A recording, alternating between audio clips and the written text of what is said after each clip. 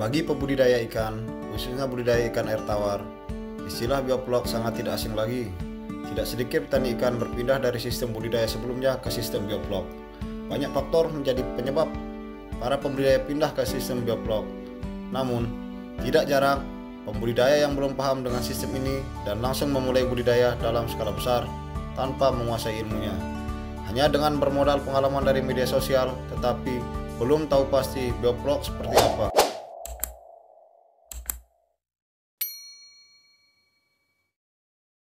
Video kali ini akan membahas 5 faktor yang membuat pembudidaya ikan dengan sistem bioflok gagal di awal usahanya.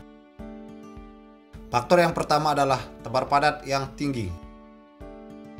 Tebar padat yang berlebihan bagi pemula adalah kesalahan yang fatal apabila sistem aerasi tidak sepadan dengan luas kolam.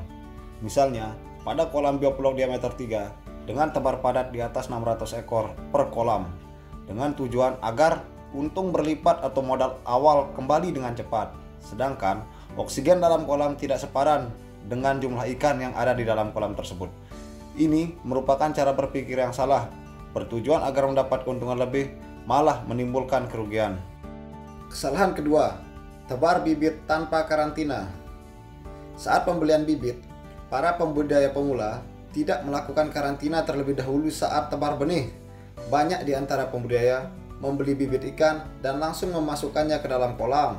Padahal pada saat itu ikan masih belum menyesuaikan diri dengan lingkungan barunya. Apalagi di dalam kolam sudah diaplikasikan sistem bioflok. Ini akan menyebabkan tingginya angka kematian di awal tebar. Dengan angka kematian tinggi di awal tebar, pembudidaya pemula banyak yang mengalami patah semangat. Kesalahan ketiga, pemberian pakan berlebihan. Karena pembudidaya baru melihat nafsu makan ikan yang bagus, kita sering mengabaikan konsumsi pakan, sehingga apabila pakan berlebihan terus-menerus diberikan kepada ikan, tentu saja akan menyebabkan kematian pada ikan yang tinggi. Kesalahan keempat, tidak memiliki sumber listrik cadangan. Ini biasa terjadi saat kita baru memulai, dikarenakan jumlah kolam kita baru 1 ataupun 2 buah.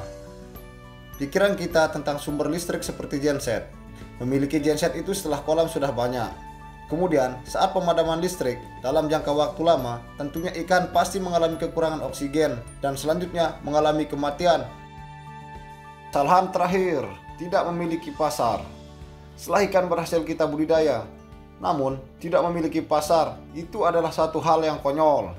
Menurut saya, karena tujuan dari budidaya adalah penjualan.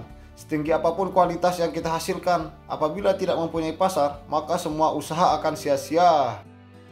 Bagi pembudidaya pemula, bagi yang modal usahanya pas-pasan, saya sarankan agar memperhatikan video ini. Karena beberapa di antaranya saya pernah alami sendiri dan hampir menyerah menjalani usaha ini. Intinya, kuasai dulu ilmunya, mulai dari skala kecil, dari 1 kolam, 2 kolam, sambil belajar. Apabila ada kritikan atau masukan dari sahabat budidaya sekalian, silahkan tulis di kolom komentar. Karena seluruh isi video ini merupakan pengalaman pribadi saya yang benar-benar saya alami selama budidaya dari awal. Terima kasih sudah menonton.